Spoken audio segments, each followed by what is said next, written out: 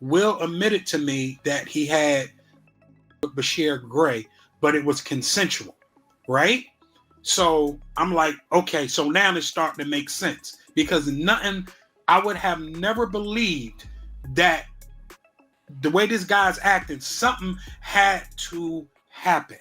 So now, Will told me, and this is going to be in paperwork and everything, right? So when Will told me that he did have intercourse with Bryshere, he said Bryshere did ask him to stop. Will said he completed the act, then stopped. Right then and there, when a person say stop, that means stop. Period. So I do believe that Will Smith Bryshere Gray. You're not allowed to eat. You actually have to starve yourself, because when you have to do those type of stuff, you can't eat because you will throw up.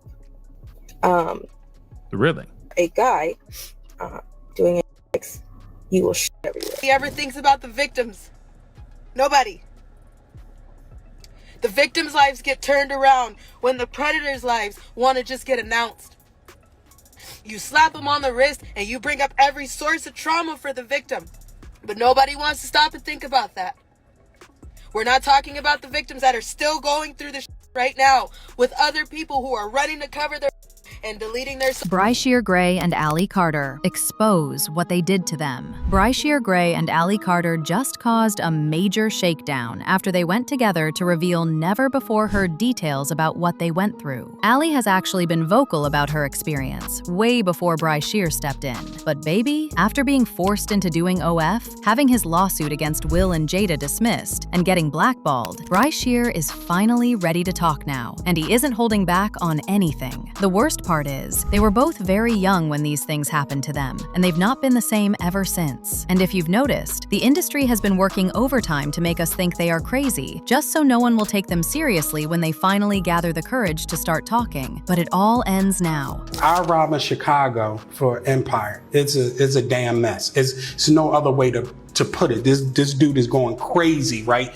He's out there allegedly with male prostitutes. He's pissing in the trailer. He's acting psychotic, right? The same thing he's doing now. Beyond that. But this is why a show is going on. I pulled him to the side. I said, listen, I'm here to help you, and so forth and so on. So he was like, all right, I feel that. He said, everybody on the set know you. Everybody seem like they love you. Okay. I want to love you because everybody else love you. I said, if that's what you want to do, then do it. But he kept acting up. And then one day I said, what the F is wrong with you? And he was like, you know. He said, you know Will raped me. You know Diddy made me suck his penis. You know what's going on. You know Charlie made me suck. And I said, I have no idea what's going on. I have no idea. So he crying, no blood is coming from his nose. Yes, you do. Yes, you do. And I'm like, yo. You see, according to the recent claims Allie made, she revealed that when she was being held captive in the bunkers after being stolen from her mom at 15, she was subjected to MK Ultra experiments. From the looks of it, this is a big reason why she seems highly unstable. Even when she's trying to say something, you can see her actively trying to gather her thoughts, almost as if something had been done to her to cause her brain to not function as well as it's supposed to. And as if that wasn't bad enough, Allie also said she saw people confined to metal chains while Illuminati rituals were performed on them. Allegedly, most of them didn't make it out alive. 4-year-olds that people take pride in sticking bars of children. I don't think people are going to be able to stomach the fact that people tie 2, 3, 4, 5-year-old children to horse stables and have horses and dogs, and then they get off on that. I don't think people are going to be able to stomach the fact that people hang children upside down in satanic ritual meetings, and they literally hang them, literally by metal prongs. They hang them to get blood dripping out of them, and people go up under, and like you're under a rainfall. Now, when it comes to the MK Ultra allegations, Allie claims the CIA allegedly worked hand-in-hand with CPS officers to use vulnerable youngins in these operations. She said the agents running the experiment would deliberately inflict pain on her as a way of breaking her down. Over time, it evolved from the original MK Ultra methods into what she describes as aftershock programs, which allegedly involved using specific triggers like whispers and finger snaps to cause her to freeze up, black out, or shift into an entirely different personality. They were deep in this woman's mind, doing whatever they wanted with it. And on top of everything else, a social services worker who had personally witnessed people being mistreated also came forward and pretty much supported everything Allie had been saying. But SSRIs cause a chemical imbalance, and for that reason that causes homicides, suicidal ideations, and things of the sort. When already you feel that way because someone the hell out of you. A survivor of SRA, Mary Kate Ultra, and human transport. So, both CPS reports from her biological home. There were a bunch of them in a short period of time. Almost all of the siblings were named in each one. There was enough reports from the kids to be able to follow up. But here's where things took a really dark turn. The moment Allie started putting all of this out there, people came for her. Back when Diddy's trial was still underway, she was reportedly on the witness list, but vanished before she ever made it to court, because people had been tracking her movements with the intention of harming her. According to reports, the feds decided to place her in witness protection after she posted a video telling her followers that she genuinely didn't believe she had much time left, because both she and her family were in danger. Apparently, hired men had gotten very close to getting to her at one point. She even jumped on live and showed everyone footage of what her house looked like after a group of people broke in looking for her. Since she wasn't home that day, they tore the whole place apart, not to steal anything, but purely to make sure she knew they had been there. Attacked, harassed, stalked, and hunted down for your own information. You get and re-victimized again by people who wanted to argue a back and forth this week like that mattered. Okay, you had Stu Peters and Timothy Charles Homestead going back and forth, and nobody has even bothered. Not that I give a damn, and not that I understand that you guys are gonna be that selfish, but nobody has bothered to apologize for all the hell that has happened. But you guys were arguing back and forth, and in that meantime, we lost our home. You don't believe me? Here you go. What once was a full house, we were still paying rent on our house. What we were doing this whole time was moving everything because our house is gone. Our house is gone. What was our beautiful 3-bedroom acre home on 21225 Standing Rock Avenue, because everybody has the address, because organizations that were attached to Marx, Sawyer, and many other organizations decided to put out the address, my license plate to one of my cars, and many other of my. So here you go. You can have it, right? Because this is what happens when you speak out. This is what happens when you tell all the truth. This is what happens when you decided to stand up for the children, and when you understand that survivors don't just get to do a seminar, and when you understand that survivors don't just get to just be and then show up somewhere and talk and monetize everything that they're saying. When you realize that that's bullshit, then you will understand. Look at the tactics and pay attention. Pay attention. I'm still not asking you for a damn thing but to wake up. I'm not asking you for a damn thing but just to get outside. I don't give a damn about money, numbers on my platforms. You can have all of it. You took everything. The only thing that I give a shit about right now is the fact that there is a baby in the way. There's babies in the way. There are people that I love that I can't get out of the way. What am I supposed to do when the people in the authority that you're supposed to go to, you can't go to them? But it wasn't just Epstein and Diddy that were hosting parties where these demonic things would happen. Allie actually claims she was sent to Hugh Hefner's infamous pig night parties. And over there, she was made to go through most of these things, if not worse. The general public first got wind of the pig night parties back in 2022, when the documentary Secrets of Playboy dropped and pulled back the curtain on what was really going on inside Hugh Hefner's Playboy mansion. The Details that came out were deeply disturbing, to say the least. His ex-girlfriend, Sandra Theodore, also came forward as part of the documentary and laid out everything she had witnessed and experienced firsthand. According to the mansion insiders, Hugh would sit at the head of the table smoking his famous pipe, while the hookers drank and ate with movie and TV stars. They say the girls would get ratings and quick medical checks before slipping out of the room for rendezvous with the celebs. While folks in the mansion knew what Hefner and his cohorts labeled the evening, they say he insisted the workers were never to be called pigs, nor were they told what everyone around them was calling the event, behind their backs. Thursday night, Hefner had two bring up 5 or 6 girls each in their cars. It was girls that they would pick up on Sunset Strip. At that time, Sunset Boulevard was a very big prostitution place. That's where you went to pick up somebody. It was called Pig Night, but we as butlers were always told, do not call them pigs. This was Hefner's term for them. I don't know why he called them pigs. And something similar happened to Bryshere Gray. Now, as most of y'all already know, Bryshere made it big at just 17 years old through the TV show Empire, and for a minute, it genuinely looked like he was going to be one of Hollywood's next major stars. That was until his then manager, Charlie Mack, handed him over to Will and Diddy under the guise of a mentorship program. According to multiple industry insiders, including Jaguar Wright, what actually took place during that so-called mentorship had nothing to do with developing his career. Bisexual, they do weird things in their house, and young men have left their house screaming to get away from them in their mentorship. Meek Mills, Bryshere Gray, left that house screaming.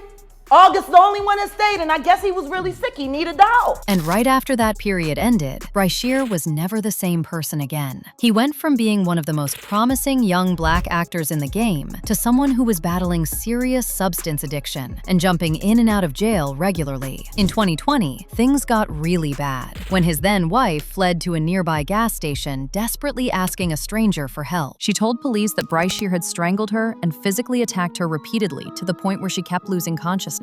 When officers showed up at his house to bring him in, he refused to come out, and it took hours of back-and-forth negotiations with a SWAT team before he finally surrendered. To Bryshere Gray, one of the stars of the hit show Empire.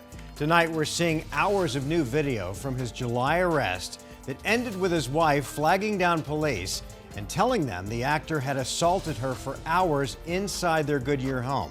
The bizarre jailhouse interview lasting for 2 hours as they try to piece together a chaotic chain of events. Jaguar Wright came back with more details about what Bryshere allegedly went through, and none of it was easy to hear. According to her, it was actually Bryshere's mother, Andrea Mayberry, who gave Charlie Mack the green light to hand her son over to Will in the first place. Yeah, I'm talking about Bryshere's mom.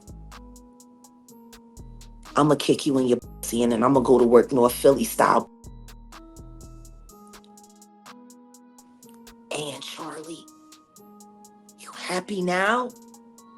He's a gay star. Are you happy now, Andy?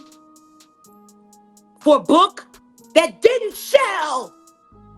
I hope that new husband of yours leaves you. And maybe it's time you tell your son why his father is really in jail, his biological father, for all of his life and what you had to do with it. You C.I. Jaguar claims that at some point, Andrea came to her in tears, filled with regret over what she had allowed to happen to Bryshere and begging for help. Jaguar says she told Andrea plainly that the first step was getting Bryshere away from Charlie Mack, since he was the direct link between Bryshere and Will. But Andrea never acted on it, and according to Jaguar, she stood by while Diddy and Will allegedly continued to destroy her son until there was barely anything left of him. That bitch came to me and begged me for my help. I told her to get the fuck away from Charlie. I did everything that I could do to get Bryshere, to help her get Bryshere out of California into Chicago safe to be ready for filming. She knew she knew what Will did to him. But because of Charlie, see? And Charlie had promised her all kinds of things. And all she had to do was pretend to be a broken down single mom who worked her way up through the ghetto and raised a superstar for television, when the truth is she wasn't nothing but a drug dealer's whore. That's all she ever was. She went from drug dealer to drug dealer, and then she snitched on whoever she needed to snitch on until she could get to the bigger bag, until she got with Larry Lair, my friend who raised Bryshere in $1 million home. Your whole book is lies, Andy. And I hope anybody that bought it asks for a refund and demands it comes out of your pocket every time they see your son's gay porn. You and Charlie Mack. Him out so he'll feel too embarrassed to file his lawsuit against Diddy for what Will and Diddy did to him. With Jaden and Justin present, that tape exists.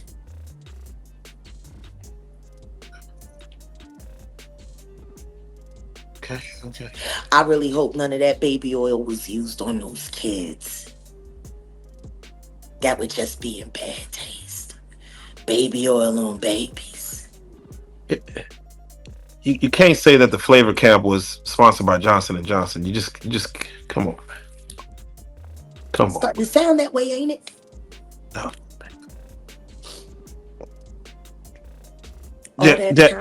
All that talent, and they fucking and she let Charlie tune that boy up on coke, knowing that he was bipolar and had ADHD. What kind of mother would do that to her son? Turn him into a prostitute so you could pretend to be something more than what you are, which is nothing more than a Philly whore. You're a whore. You're a bigger whore than they're making your son out to be, that's for sure. Because he didn't have no choice. You was down by all.